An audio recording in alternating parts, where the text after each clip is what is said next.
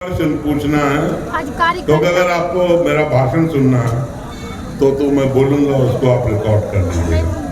नहीं, आप बोलिए, आप प्रश्न करिए। आप प्रश्न करिए। मैं कार्यकर्ता सम्मेलन स्पेशली कार्यकर्ताओं के लिए रखा गया है, क्या कुछ अपने कार्यकर्ता को बोलेंगे और क्या ऐसा बात बताएंगे जिससे उत्साहित होंगे और ग्राउंड पे जाके काम करेंगे वो लोग? देखिए, ये हम लोग हर जितने भी असेंबली हल्का है पूरे मधुबनी लोकसभा में, और हम कोशिश कर रहे हैं कि असेंबली बेसिस पे तो हुई, ब्लॉक स्तर पे भी अपने कार्यकर्ताओं से मिल करके उनकी दिल की बात जानने की कोशिश करें। और हम सारे नेता जो स्टेज पे मौजूद हैं उनके सामने अपनी बातें रखें।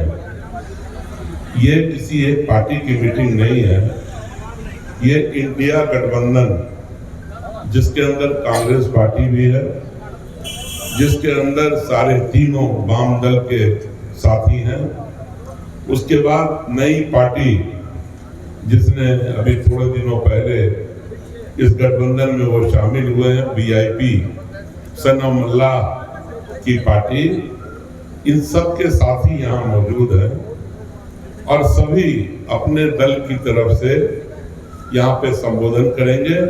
आप यहाँ जितने भी ऊपर या नीचे बैठे हुए लोगों को देख रहे हैं, ये आम जनता नहीं है, ये किसी न किसी, जो मैंने इंडिया गठबंधन के पार्टियों का नाम लिया, ये उसके लीडर है और ये यहाँ से सीख करके एक दूसरे से, यहाँ कोई सिखाने वाला नहीं है, यहाँ पर एक दूसरे को हम लोग सिखा रहे हैं कि किस तरह से इस जंग को लड़ना है और किस तरह से एक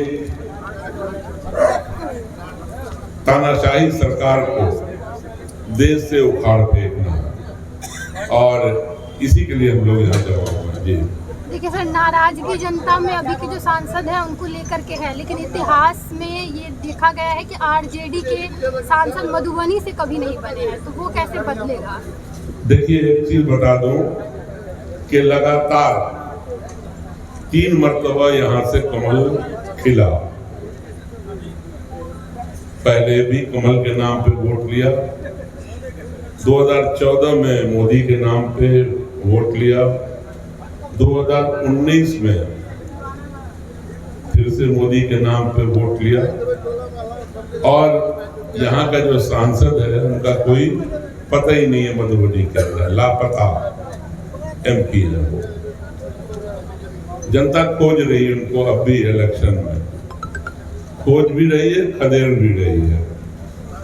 तो देखो, आप किसी के नाम पे वोट लेकर के एक मरतबा जनता को ठगोगे, बार बार नहीं।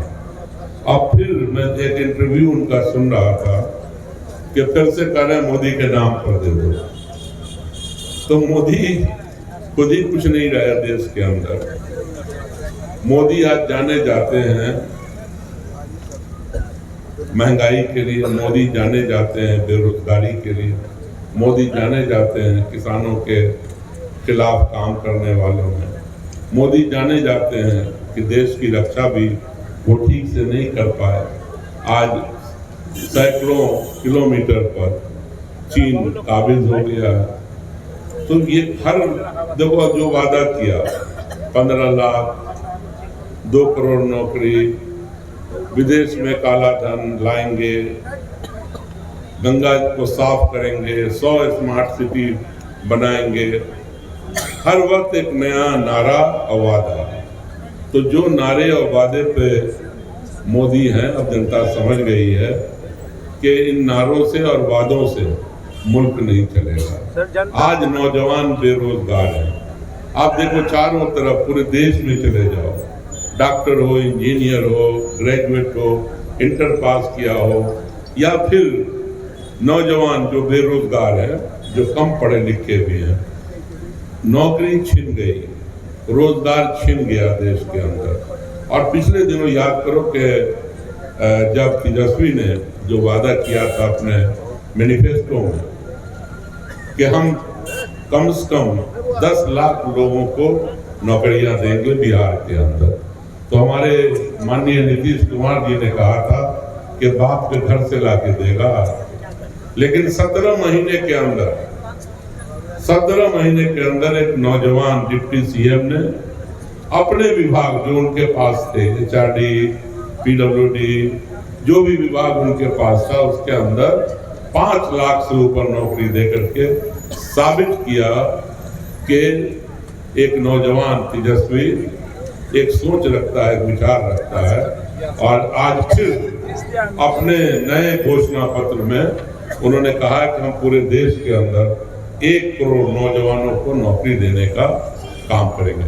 तो देखो, ये है कमिटमेंट। और वहाँ झूठा वादा है, यहाँ कमिटमेंट करते हैं तो उसको पूरा करते हैं। वहाँ पर वादा होता है चुनावी, और चुनावी वादे के बाद भूल जाते हैं। वो कहते थे कि जब तेल का दाम बढ़ता है तो हमें शर्म आती है। आज तेल का, पेट्रोल का, डीजल का दाम 100 के पार हो गया तो शर्म नहीं आती इनको तो त्याग पत्र दे देना चाहिए था। कहते थे कि जब डॉलर का वैल्यू रुपए के मुकाबले में बढ़ता है और रुपया गिरता है तो नाक मेरी कट जाती है। तो अब नाक कटी कि नहीं कटी? तो मैं जानना चाहता हूं कि तुमने देश को क्या दिया। अगर देश को 10 साल में मोदी ने अगर कुछ दिया है तो उसको बताना चाहिए। तुम बताओ कि ये जो कहते हैं कि हम अनाज दे रहे हैं, ये फूड सिक्योरिटी